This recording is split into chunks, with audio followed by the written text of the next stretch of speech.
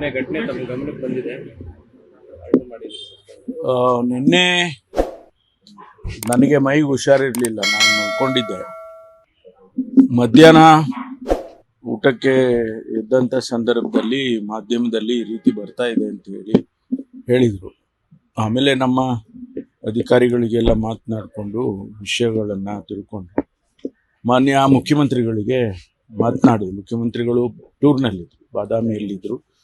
ಮಾತಾಡಿ ಇದೆಲ್ಲ ಈ ರೀತಿ ಆಗಿದೆ, ತಕ್ಷಣ ನಾವು ಇದರ ಬಗ್ಗೆ ಕ್ರಮ ತಗೋಬೇಕು, ಇಂಥದ್ದನ್ನೆಲ್ಲ ಇಲಾಖೆಯಲ್ಲಿ ನಡೆಯೋದಕ್ಕೆ ಬಿಡಬಾರ್ದು. ಯಾವ ಕಾರಣಕ್ಕೂ ಅವ್ರು ಎಷ್ಟೇ ದೊಡ್ಡವ್ರು ಇರಲಿ, ಹಿರಿಯವರು ಇರಲಿ, ಯಾರೇ ಇರಲಿ ಅಂತ ಹೇಳಿದ ಮೇಲೆ ಅವರು ಕೂಡ ಸೂಚನೆ ಕೊಟ್ಟರು. ಇಮಿಡಿಯೇಟಾಗಿ ಅವರಿಗೆ ಸಸ್ಪೆಂಡ್ ಮಾಡಿ ಎನ್ಕ್ವೈರಿ ಮಾಡಿ ಆಮೇಲೆ ಅವರಿಗೆ ಅವರೇನೋ ಹೇಳಿಕೆ ಕೊಟ್ಟಿದ್ದಾರೆ, ಅದು ಸುಳ್ಳು ಹಾಗೆ ಅಂತೇಳಿ. ಅಂಥದ್ದೇನಾದ್ರು ಇದ್ದರೆ ಅದೇ ಆನಂತರ ನೋಡೋಣ. ಆದರೆ ಮೇಲ್ನೋಟಕ್ಕೆ ಇದು ಕಾಣಿಸ್ತಾ ಇರೋದ್ರಿಂದ ಅದನ್ನು ಇದು ಯಾರಿಗೂ ಗೌರವ ತರೋದಿಲ್ಲ ಅಂತ ಹೇಳಿದ ಮೇಲೆ ಸಸ್ಪೆಂಡ್ ಮಾಡಿದ್ದೀವಿ.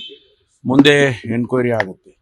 ಎನ್ಕ್ವೈರಿ ಆದಮೇಲೆ ಅದರ ಬೇರೆ ಬೇರೆ ಆಯಾಮಗಳೇನಿದೆ ಅದನ್ನೆಲ್ಲ ತಿಳ್ಕೊಂಡು ಆನಂತರ ಮುಂದಿನ ಕ್ರಮ ತಗೊಳ್ತೀವಿ. ಭೇಟಿಗೂ ಕೂಡ ಬಂದಿದ್ರು ಸರ್.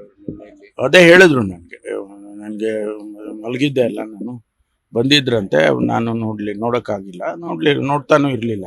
ಯಾಕೆಂದರೆ ಇಂಥ ಸನ್ನಿವೇಶದಲ್ಲಿ ನಾವು ಭಾಳ ಇದಾಗಿ ಇರಬೇಕಾಗ್ತದೆ. ಅದಕ್ಕೋಸ್ಕರ ನಾನು ಅವ್ರನ್ನ ನೋಡಲಿಲ್ಲ. ಸಸ್ಪೆಂಡ್ ಅಷ್ಟೇ ಅಲ್ಲ, ಅರೆಸ್ಟ್ ಆಗಬೇಕು ಅಂತ ಬಿಜೆಪಿ ಅವರು ಒತ್ತಡ, ಅರೆಸ್ಟ್ ಮಾಡಿ ಅವ್ರನ್ನ. ಯಾಕಂತ ಹೇಳಿದ್ರೆ ಬೇರೆ ಬೇರೆ ಪ್ರಕರಣದಲ್ಲಿ ಹಾಗೆ ಮಾಡಿದ್ರಿ, ಈ ಪ್ರಕರಣದಲ್ಲಿ ಹಾಗೆ ಮಾಡಬೇಕು. ಅದೇ ಮುಂದಿಂದು ಕ್ರಮ ಬೇರೆ. ಮುಂದೆ ತನಿಖೆ ಆದಮೇಲೆ ಏನು ಬೇಕಾದರೂ ಆಗ್ಬೋದಲ್ಲ, ಅವರು ಡಿಸ್ಮಿಸ್ಸು ಆಗ್ಬೋದು. ಅದರಿಂದ ಈಗ ನಾವು ಇಮಿಡಿಯೇಟ್ ಆ್ಯಕ್ಷನ್ ತಗೊಳ್ಬೇಕು ಅಂತ ಹೇಳಿ ತಗೊಂಡಿದ್ದೇವೆ. ಅದನ್ನು ಯಾವುದೇ ಮುಲಾಜಿಲ್ಲದೆ ನಾವು ಹಿರಿಯರು, ಸೀನಿಯರ್ ಆಫೀಸರು ಅದೆಲ್ಲ ಏನು ನೋಡದೇನೆ ನಾವು ಇಮಿಡಿಯೇಟಾಗಿ ಆ್ಯಕ್ಷನ್ ತೊಗೊಂಡಿದ್ದೇವೆ.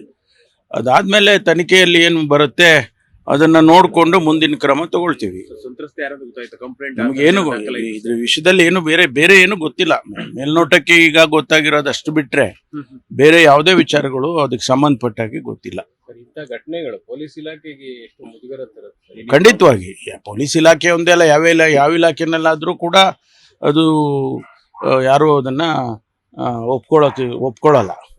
ಅದರಿಂದ ಅದಕ್ಕಾಗಿ ನಾವು ಇಮಿಡಿಯೇಟಾಗಿ ಆ್ಯಕ್ಷನ್ ತೊಗೊಂಡಿದ್ದೀವಿ. ಮುಖ್ಯಮಂತ್ರಿಗಳು ಕೂಡ ಬಹಳ ಅಪ್ಸೆಟ್ ಆಗಿದ್ದಾರೆ ಸರ್ ಈ ಘಟನೆ ಬಗ್ಗೆ ಅಂತ. ಮುಖ್ಯಮಂತ್ರಿಗಳು ಆಗಿದ್ದಾರೆ, ನಾನೂ ಆಗಿದ್ದೀನಿ.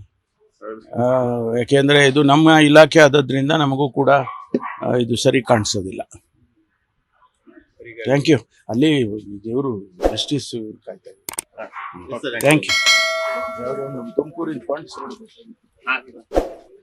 ಲೇಟೆಸ್ಟ್ ಹಾಗೂ ಇಂಟ್ರೆಸ್ಟಿಂಗ್ ಸುದ್ದಿಗಳಿಗಾಗಿ ಬಾಸ್ ಟಿವಿ ಕನ್ನಡ ಚಾನೆಲ್ನ ಸಬ್ಸ್ಕ್ರೈಬ್ ಮಾಡಿ.